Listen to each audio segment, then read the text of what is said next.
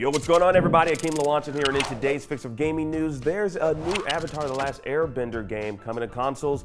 Baldurs Gate 3 is getting its release date bumped up early on PC. The Pokemon Go devs just had a massive layoff, and much more in today's Fix. Let's drop it.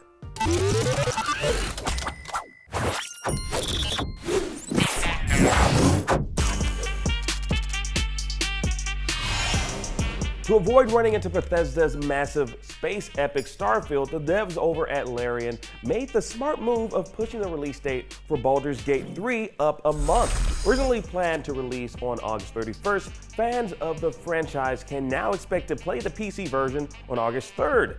Now that's now a month ahead of Starfield, which is expected to release on September 1st. Now the PS5 release of Baldurs Gate 3, however, will hit the console September 6th, with the Xbox and Mac versions still without a release date. Now this new release date wasn't without a message to the global fans eagerly waiting for the release. Now Larian posted a community update saying the new release date, quote, means the PC version of Baldurs Gate 3 will be released at a time where you'll have more time to play it. Now they're clearly well aware of what will happen when Starfield is released, which could lead to many probably just abandoning the game to play with their new shiny toy in Starfield. Now the upcoming Bethesda game is definitely on every hardcore gamer's list, so giving fans of the Baldurs Gate franchise at least a month to enjoy it before its release is a smart move. And this was all by design.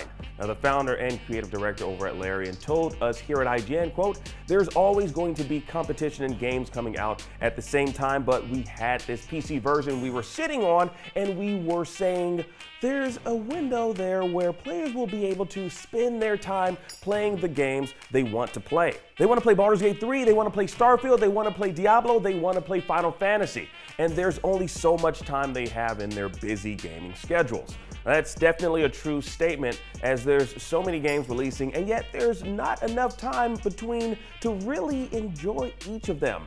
Unless, you really just put your social life on hold to sink countless hours into these games. Now, I tend to parse mine out. Now, it's all about time management, people, to be honest, but some of these games like Final Fantasy and Baldur's Gate tend to be so captivating that by the time you look up, you've spent 5 hours straight engulfed in the gameplay and narrative. It's not really a bad thing. So PC gamers can expect to play the third installment a month before Starfield, which should be enough time to complete the gameplay, or at least dive deep enough to feel comfortable with hopping into the driver's seat in Starfield when that drops a month later. Now, it's honestly just nice to know that the devs at Larian are confident enough with this product to release it a month earlier to get out of the way of a potential Game of the Year contender. I don't think anyone would complain about getting an anticipated game earlier than expected. Now y'all see the picture here. We just got confirmation that the Metal Gear Solid Master Collection Volume 1 will not have mouse and keyboard support on PC, so you're gonna have to use a gamepad to get those kills in. Now looking at the Steam page for the upcoming release, you'll notice it reads, quote, Metal Gear Solid Master Collection version requires a controller in order to play. Playing with a keyboard and mouse isn't supported. But honestly, this shouldn't be too much of a surprise, as these games weren't originally created with a mouse and keyboard in mind. Now this will likely upset a few gamers out there who solely game using mouse and keyboard. Hell, saying few is an understatement. I think many will be upset. It is kind of outrageous to not support PC inputs that have been used for decades now. Konami could put a little bit more effort to make sure that they accommodate for all gamers out there. Now, some might not purchase the game collection because they don't use a gamepad. But anyway, if you want to check out the Master Collection Volume 1, it releases across platforms October 24th.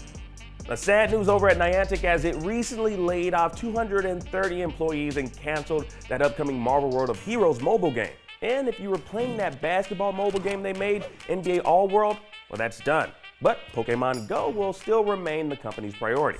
Now, the reason for the company layoff is, according to the company's founder, due to the studio's expenses growing faster than revenue. Now, he went on to say, quote, today's highly competitive mobile gaming market requires dazzling quality and innovation. It also requires strong monetization and a social core, which can drive viral growth and long-term engagement. And the company, unfortunately, didn't meet those goals, but they're staying with the AR game with Pokemon Go, for those that are still playing that. And finally, there's an Avatar game in the works coming out this fall. And no, not the one with the blue giant aliens from Pandora. Game Mill Entertainment announced Avatar: The Last Airbender Quest for Balance, which will be an action-adventure game. Now, you'll be able to play solo or co-op using all the mystic power seen in the hit animated series. Now, from the looks of it, it seems it'll be true to the animated show. There's even a glimpse of the Cabbage Merchant. Y'all love him, right? Yeah. Now, there will be 18 chapters to go through with 9 playable characters, and you can catch the game this fall, coming to all major platforms. And that was your Games Fix for today. I'm Akeem Lawanson, and thank you all so much for watching. Now that you're caught up on today's news, please check out our previous episode.